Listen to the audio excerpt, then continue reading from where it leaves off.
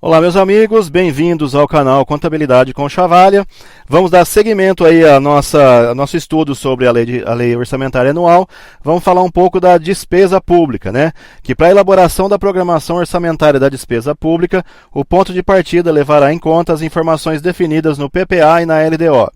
Nesse aspecto, vale salientar que os instrumentos de organização e de programação que correspondem à classificação programática do orçamento público ou lei orçamentária, que são os programas, projetos, atividades e operações especiais, já foram objeto de conceituação nos manuais de PPA e LDO e constituem parte integrante das referidas peças orçamentárias.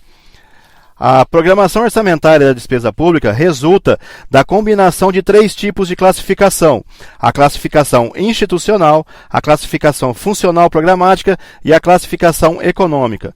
Dessa maneira, em se tratando da programação orçamentária da despesa pública, deverão ser contempladas para os fins desejados informações que levem em conta aspectos de natureza institucional, funcional programática e econômica. Vamos falar agora da classificação funcional da despesa. A classificação funcional, funções e subfunções, ela busca responder basicamente à indagação: em que área de ação governamental a despesa será realizada.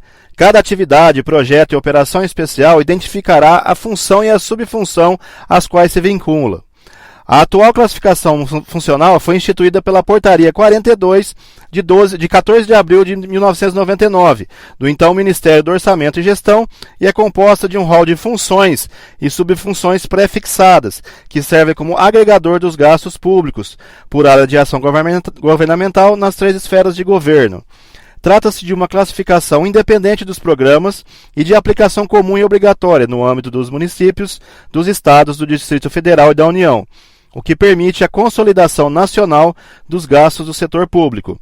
A função, ou a classificação funcional, é representada por 5 dígitos.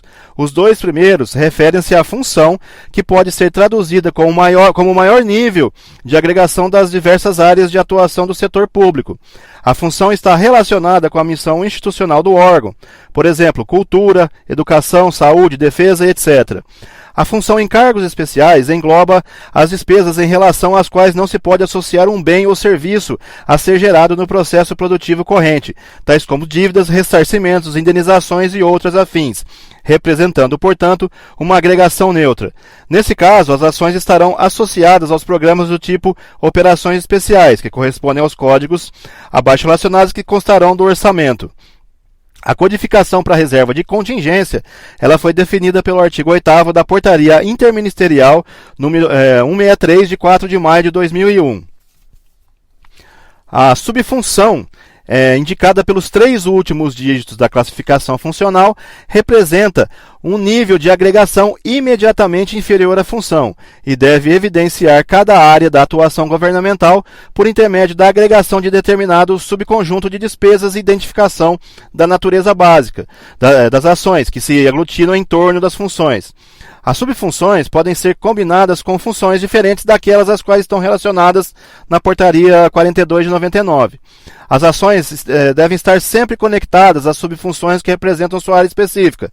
Existe também a possibilidade de matricialidade na conexão entre função e subfunção, ou seja, combinar qualquer função com qualquer subfunção, mas não na relação entre ação e subfunção. Deve-se adotar como função aquela que é típica ou principal do órgão. Assim, a programação de um órgão, via de regra, é classificada em uma única função, ao passo que subfunção é escolhida de acordo com a especificidade de cada ação. A exceção à matricialidade encontra-se a função 28, encargos especiais e suas subfunções típicas, que só podem ser utilizadas conjugadas. Pois bem, o que quer dizer isso? Por exemplo, eu tenho uma função 04, que é a administração, e eu posso conjugar esse 04 com o 122, que é a administração geral.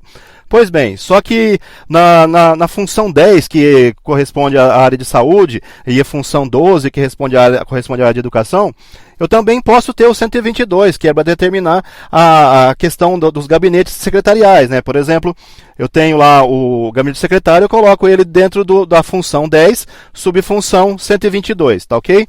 Espero que tenham entendido aí. Forte abraço a todos e até o próximo áudio.